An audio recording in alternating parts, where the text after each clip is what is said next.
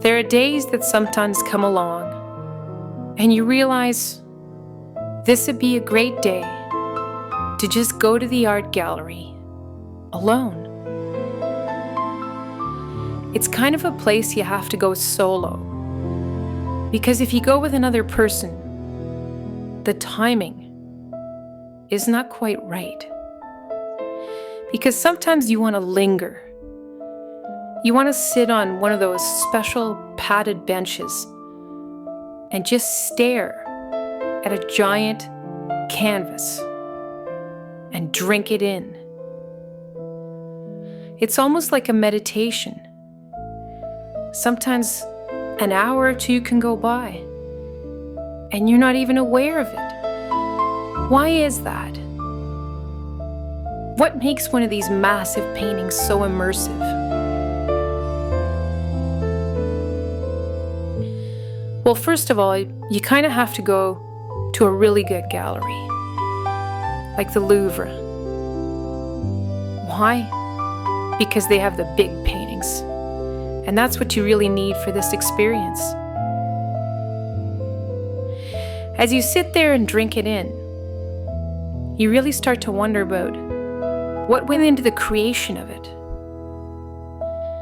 Look at those colors. That's kind of the first thing you notice. And where do you get that paint?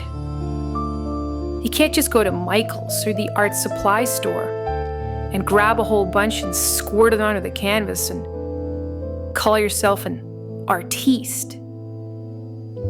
No, you've got to mix those pigments yourself. You've got to figure out what's going to create the best blue, the best cerulean, the best green, the best skin, the best eye whites. And of course, those colors can't fade. They have to be permanent. So already, you're not just an artist. You're a bit of a chemist.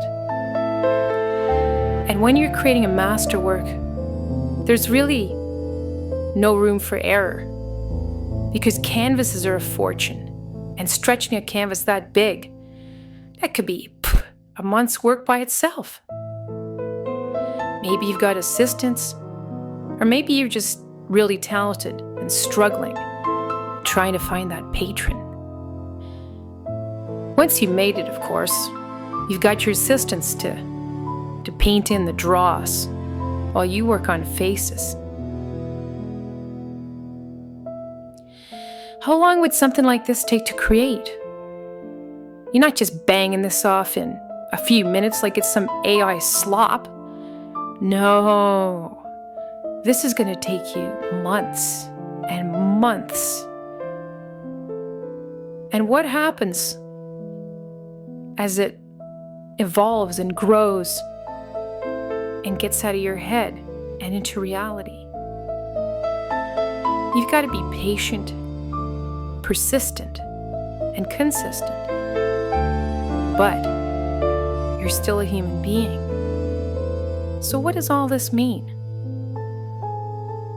Well, do you ever notice the difference between the poster you can buy in the art shop and the actual painting itself? There's a richness to the painting, of course. But there's something else completely and utterly missing in the poster you buy from the art shop. And you know what that is? It's life. Because as you look at that giant painting, it's not just a visual experience. Your body's actually absorbing all the energies that went into the creation of it. And I do mean energies. Because when you really think about it, what happened in front of that painting? The artist went through a ton of emotional states. They studied it. Maybe they got angry at it. Maybe they took joy in some detail. They slept in front of it. They ate in front of it. They drank in front of it. They got high in front of it.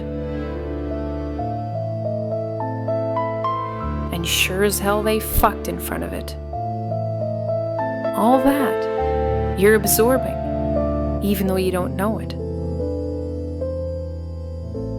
And then there's another really interesting tidbit that I picked up when I actually sprang for the audio that you can get.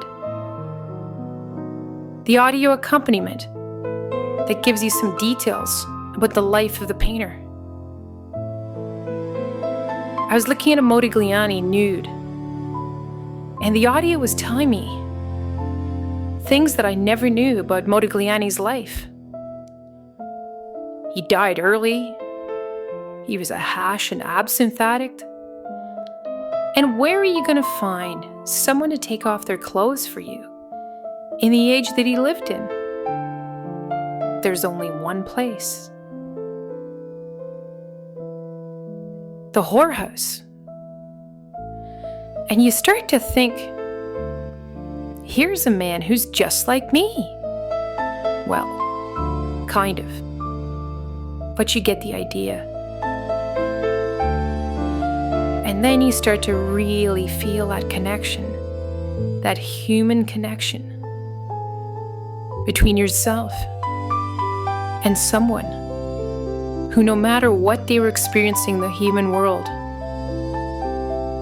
strove for, reached for the infinite, and came back with a masterpiece. Je suis Maxine, and you can meet me in Eyes of the Beholder, available now for free at swindaniels.com.